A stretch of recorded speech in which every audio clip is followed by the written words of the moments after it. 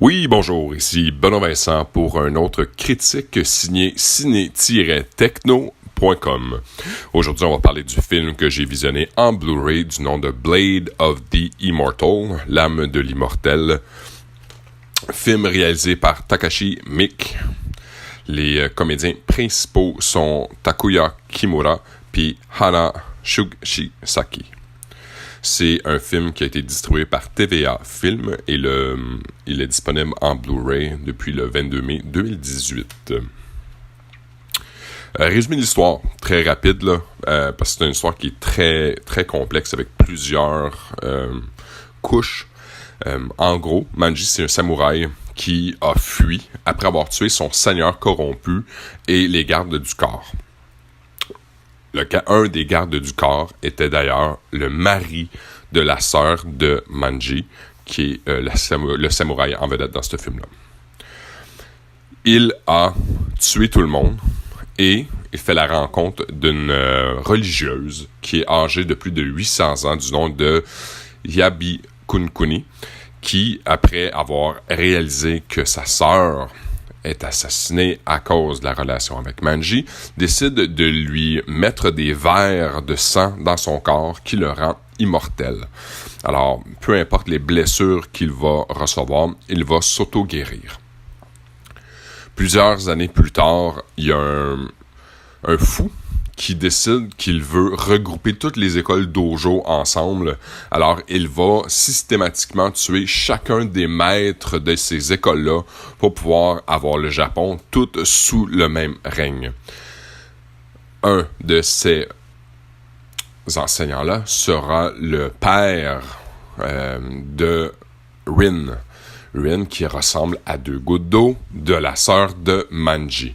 Manji deviendra donc le garde du corps de Rin pour aller venger la mort du père qui est tué. C'est un film, comme je dis, avec plusieurs couches. C'est important de rester très à l'écoute, très attentif, parce qu'il s'en passe des choses, et ça, en très peu de temps. À la limite, ça peut devenir un petit peu mélangeant. Premièrement, c'est un film qui a été enregistré originalement en japonais. On a une piste audio anglaise par-dessus qui vient malheureusement un peu briser la magie parce qu'elle est vraiment là, très américaine et ça laisse peu de place pour nous laisser rentrer à l'intérieur de cet univers-là dû la traduction. Quand je dis qu'il y a plusieurs couches, c'est parce il y a plusieurs personnages, tous aussi importants les uns que les autres, mais c'est tout compressé à l'intérieur de ce film-là.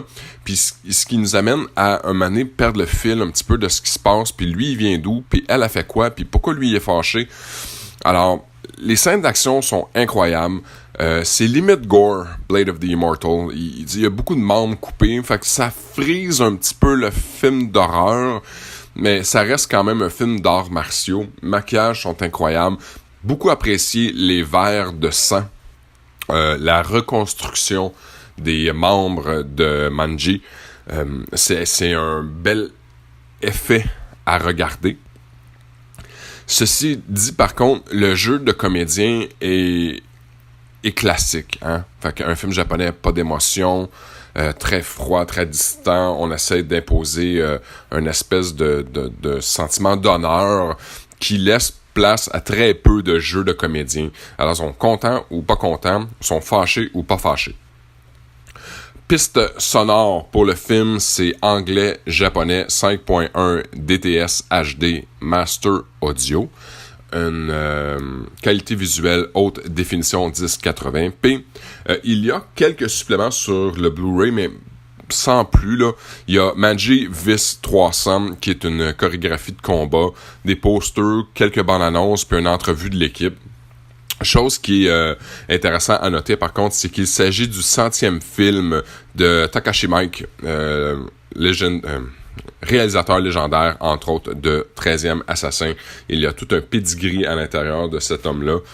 C'est un des grands qui a mis le cinéma japonais sur nos écrans.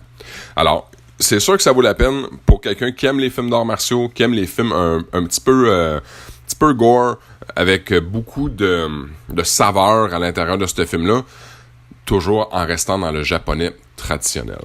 Alors, ceci étant dit, mon nom était Benoît Vincent pour un autre critique pour ciné-techno.com. Bonne journée à tous.